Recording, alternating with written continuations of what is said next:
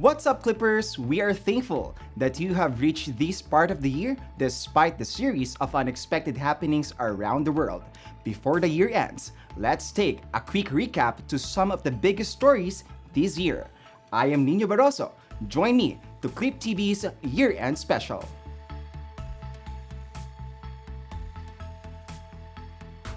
Despite the COVID-19 pandemic in the Philippines, the Department of Public Works and Highways or DPWH pushed through with the Bataan-Cavite Interlink Bridge project that will connect the provinces of Bataan and Cavite.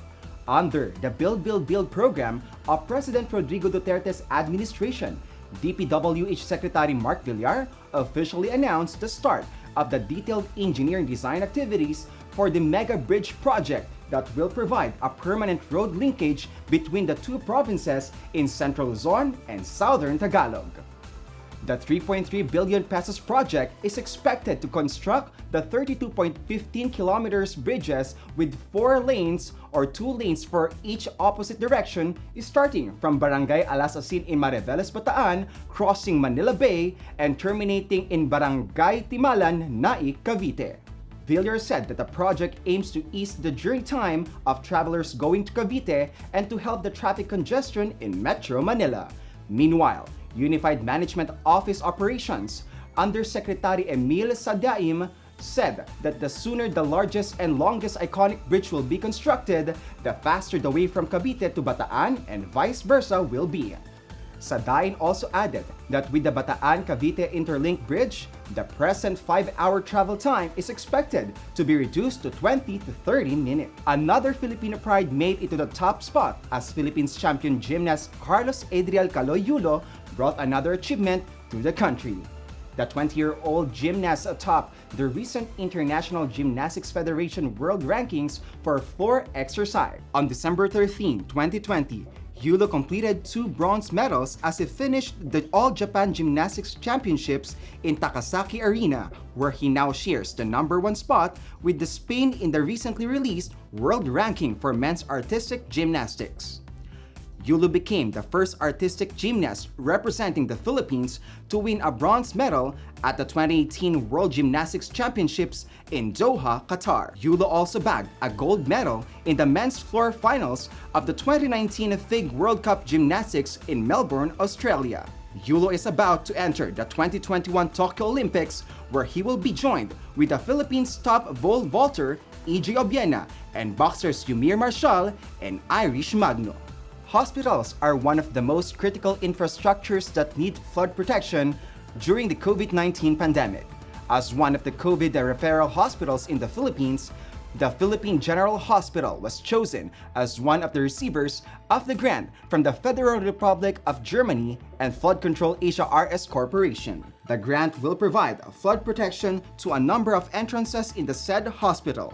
In a press conference conducted on December 2, 2020, the officials of PGH, the German ambassador, Her Excellency Anke Reifenschuel, and the executives of the Flood Control Asia RS Corporation, headed by its president and CEO, Dr. Andreas Klippe, signed the Memorandum of Agreement for the project. Soon after, the RS flood experts kicked off with the engineering assessment for the flood protection project of PGH last December 9, 2020. According to Flood Control Asia RS Corporation's Head of Business and Development, Alvin Baking, after the engineering assessment, the next step is to create a suitable plan and identify the system to be used so that flood barriers will work as intended.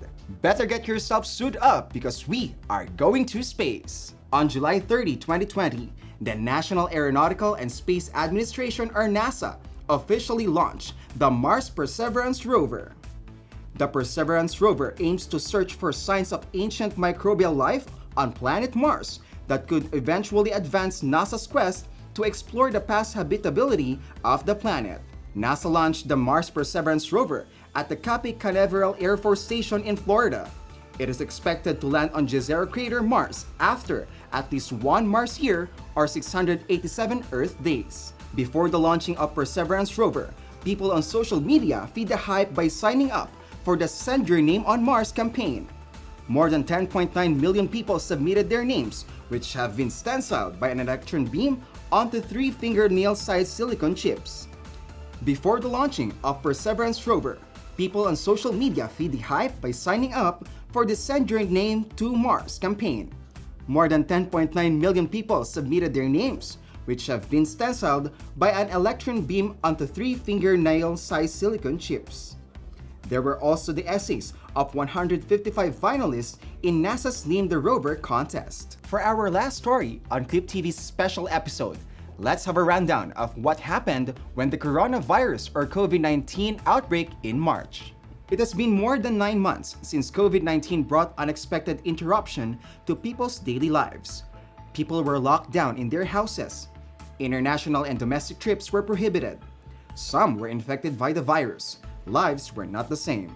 Still, rather than looking at what went wrong, let's have a look on the brighter side of the COVID-19 pandemic. It was noted that air, water, and land pollution were reduced. A lot of people found a new career as small-scale businessmen and businesswomen, where families were able to spend more time with each other.